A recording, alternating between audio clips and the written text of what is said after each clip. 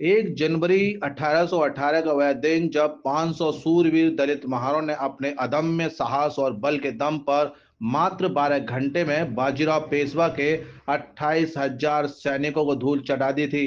महाराष्ट्र प्रदेश के पुणे जिले के भीमा कोरे गांव में इस दिन को राष्ट्रीय पर्व की तरह शौर्य दिवस के रूप में मनाया जाता है। 1818 में दलित महार और बाजीराव पेशवा के सैनिकों के बीच हुई लड़ाई में शहीद हुए 49 सूरवीर दलित महार जवानों की शहादत में ब्रिटिश सरकार ने 1822 में भीमा कोरे गांव में शौर्य स्तंभ की स्थापना कर महार वीर जवानों को सच्ची श्रद्धांजलि दी थी। 1927 में दलितों के मसीहा संविधान रचयिता डॉक्टर भीमराव अंबेडकर 1 जनवरी को प्रतिवर्ष शौर्य स्तंभ पर आकर वीर शहीदों को श्रद्धांजलि देकर लोगों को संबोधित कर वीर शहीद दलित महारों की वीरगाथा काल के प्रति जागरूक किया करते थे। 1 जनवरी 2025 को वीरों की रणभूमि भीमा कोरे गांव में 207वां शौर्य दिवस बड़ी धूमधाम से मनाया गया और भीमा कोरे गांव रणभूमि के वीर योद्धाओं को नमन करने समूचे देश से लाखों की संख्या में लोग शौर्य दिवस पर्व में पहुंचते हैं। यह कहा जाता है कि भीमा कोरे गांव की रणभूमि को स्पर्श करने मात्र से वीरता और शौर्यता की अनुभूति होती है।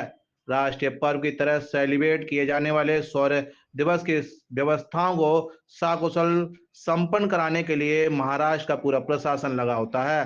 संपादक सुशील भंडारी और प्रधान संपादक रतन सिंह गौतम के नेतृत्व में 207वें शौर्य दिवस पर्व को कवर करने पहुंची बहुजन न्यूज आगरा की टीम के माध्यम से लोगों ने अपनी खुशी साझा करते हुए भीमा कोरे गांव रणभूमि के वीर शहीदों को नमन किया। मैं भूतपूर्व सैनिक शिवपुत्र घटकांबळे, उपाध्यक्ष यशसिद्धि आजी माजी सैनिक बहुउद्देशीय वेलफेयर एसोसिएशन महाराष्ट्र राज्य, हम सभी भारतवासियों के लिए कल का दिन बहुत महत्वपूर्ण है।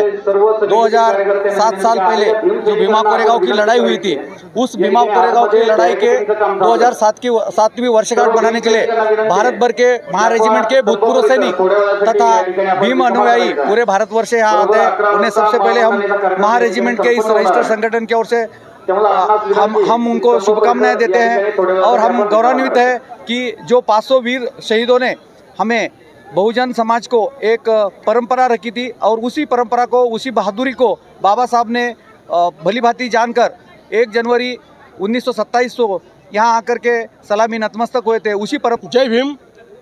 मैं सूबेदार प्रदीप गायकवाड़, यशसिद्धि आजी माजी सैनिक संगठन अध्यक्ष। भीमा कोरेगांव ये कार्यक्रम में जो होने जा रहा है, इस कार्यक्रम के लिए मैं सर्वप्रथम जो इधर का प्रशासन है, प्रशासन के तरफ से हमारा नाम उस पत्रिका में शामिल किया, इसलिए तो पहले मैं धन्यवाद देता हूँ।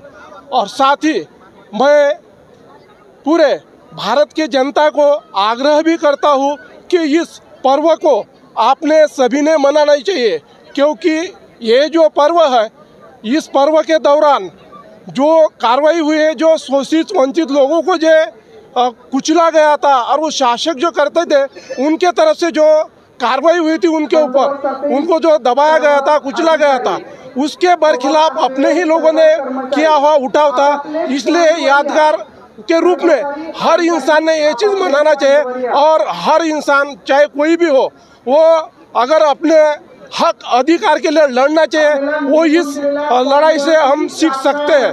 और उसके साथ साथ कल हम इसको अभिवादन करने के लिए 500 वीर महावीरों को अभिवादन करने के लिए आ ही रहे हैं।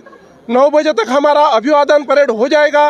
मैं पुनः सभी भारतवासियों को आग्रह करता हूँ कि इस कार्यक्रम में आकर अपना सहयोग करें और सभी ने मिलकर एकजुट होकर हम किस प्रकार से राष्ट्र को निर्माण कर सकते हैं, इसके लिए भी काम करना चाहिए। इसलिए आने का कष्ट करें।